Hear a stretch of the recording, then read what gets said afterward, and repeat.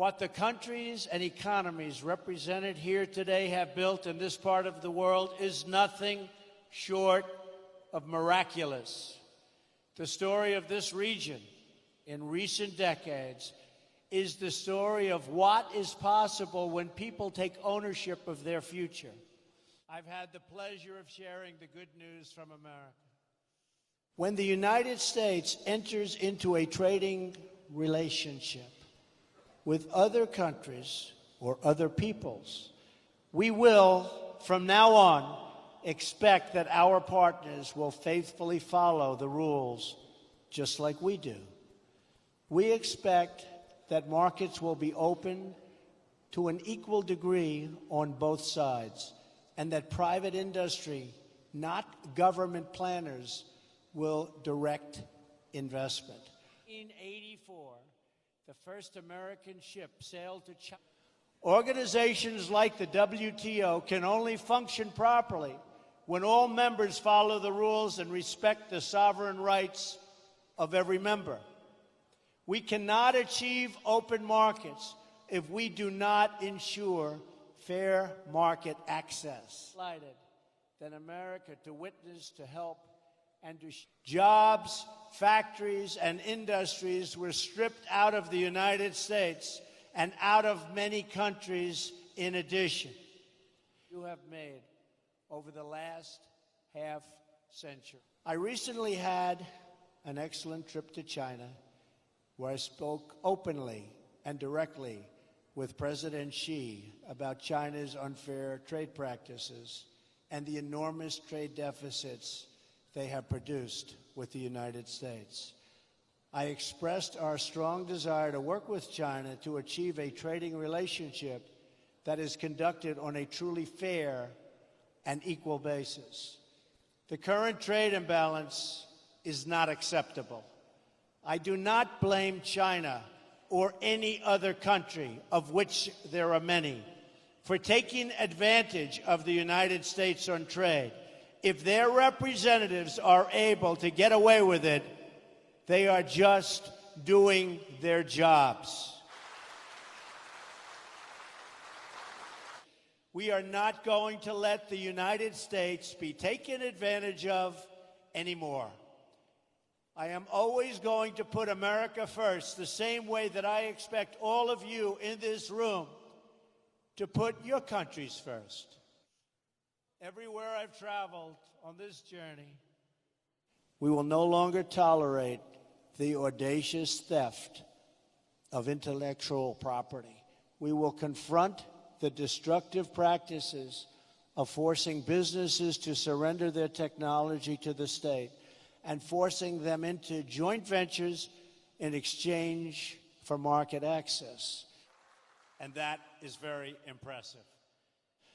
Above all, we seek friendship, and we don't dream of domination.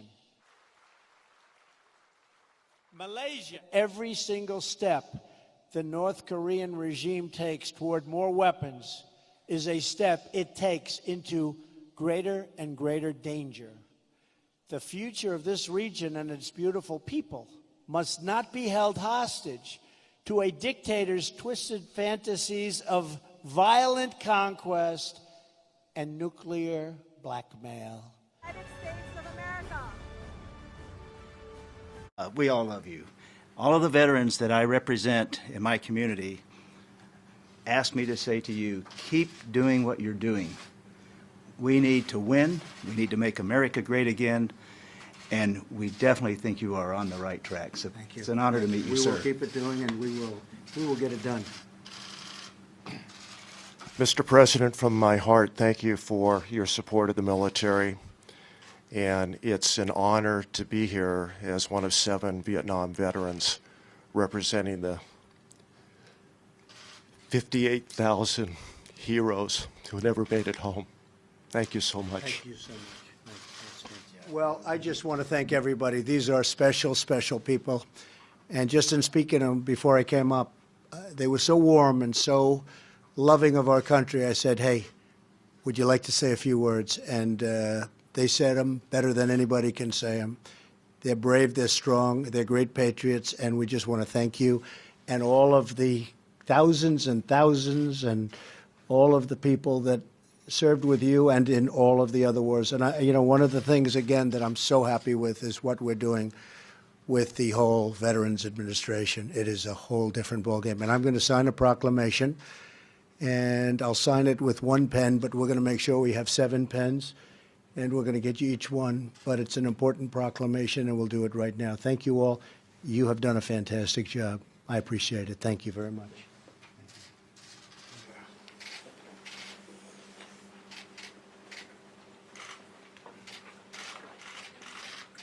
So this is the commemoration of the 50th anniversary of the Vietnam War by the President of the United States of America. It's a proclamation. And thank you very much. Thank you, sir. Thank you. Thank you.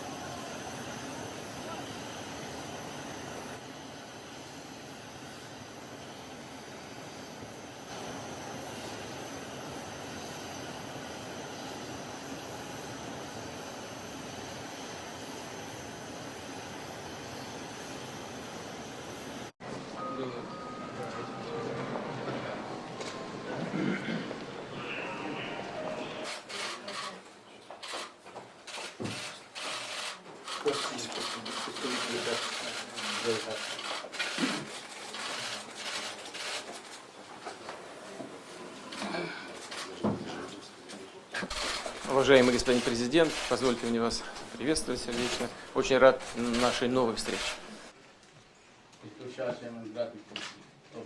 Должен сказать, что это одна из наших общих задач и забот, и проблем сегодняшнего терроризма и борьба с ним.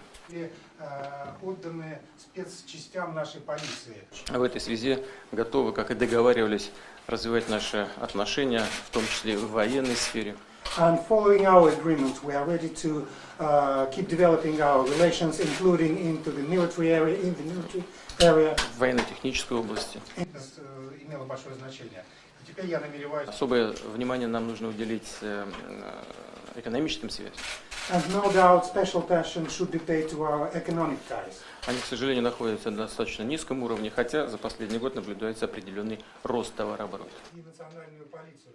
И вы знаете, что сейчас мы закупаем. I would like to convey to you the gratitude of the Filipino people for your timely assistance, especially the trucks and the arms that you sent, because we have to replenish the supplies. We're getting low.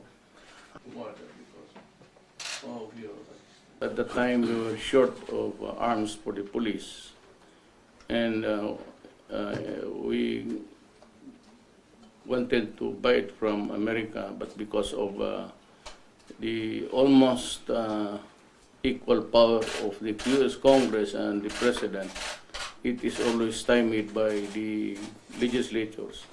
So the 23,000 that I ordered was scrapped, and your timely assistance to my country helped us if it replenished the old arms and the spent bores that were acquired repeatedly, and we had a new stock. So the new arms that I got from you, sir, were given to the special units of the Armed Forces of the Philippines.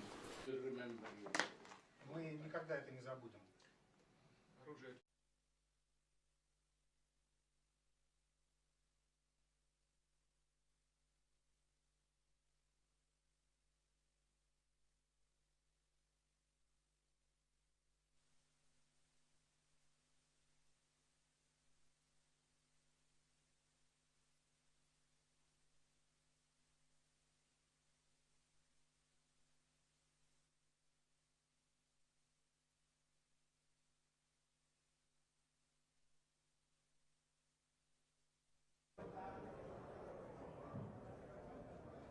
So, APEC members, will you please settle? The leaders are coming soon.